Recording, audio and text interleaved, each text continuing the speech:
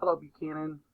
As we get closer to reporting appearance, I wanted to give everyone an overview of our data sheets again because we know that they are uh, the information that we collect is becoming even more increasingly important for us to look at and to house. So, real quick, I just want to walk you through our data sheet and what you need to fill out um, for after you get this shared with you. So, what you will get is a shared link from me. Just check to make sure it has your name on it.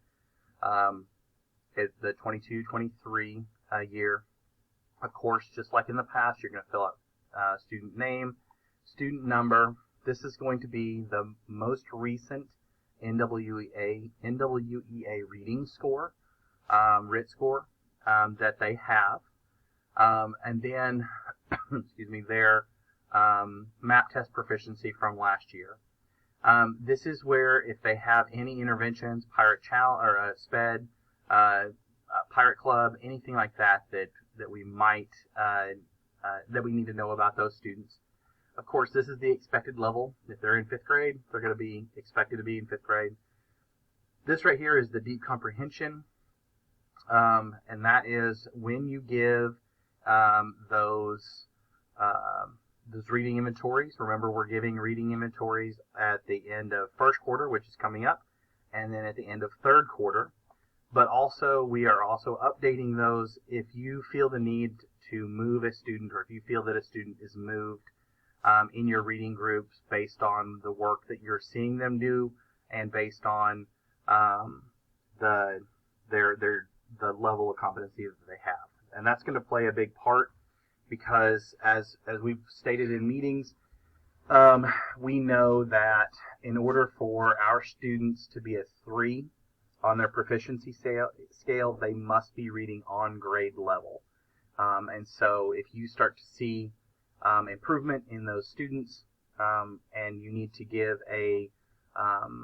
another reading inventory, of course, this is where you're going to update it in the quarters. Something I didn't mention, everything is broken up into into 4 quarters right down here. Just a little side note, I will continue, like I've done in the past, to lock each one of these afterwards, just as a helpful thing for you so that you don't accidentally come in for the next quarter and overwrite all of that data.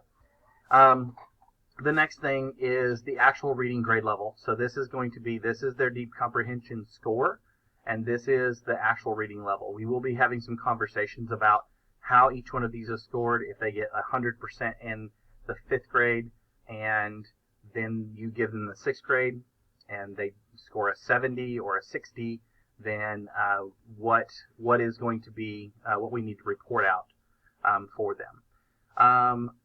Then comes the assessment wall placement. So based on, and this is for reading, this is for writing. So based on what you are seeing in the units that you're teaching and all of the data that they're giving you, where would you place them? Okay, this is where you actually have to manually go in and place them, and you'll notice that that's important because once you, and I do want everyone to do this, once you place them, that gives me a count right over here. This data is used throughout the whole year to look at how we can be servicing and helping our students, but it also gives us an idea of, okay, what do we need to do next? So please, please, please make sure that you're filling this out, drop-down menu. It will automatically calculate, and the biggest thing is I need these columns right here filled out. Now, the great part about that is when you fill out this column right here, and when you fill out these columns right here, they automatically tabulate everything for you. So if you go in and you have 3s on all of this, it will automatically tabulate this and put it down here. This comes from the rubric.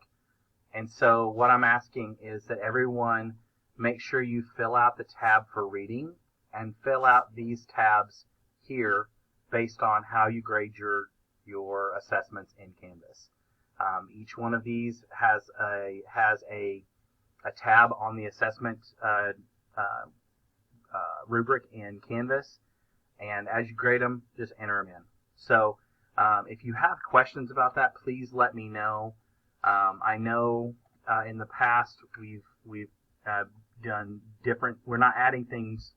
We are not adding anything to our data sheets. Next year we will start adding some things based on our units and our proficiency of our kids, so that's in there as well.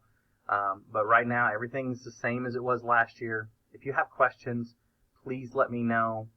It is there are formulas in here, so I just ask that you be cautious about what you delete and add. If you need to add rows, like if you have more than 30 kids, which some of you might, just let me know, and I'm more than happy to help you add all those. If you have questions, let me know, and I'll be more than happy to help. Have a great day.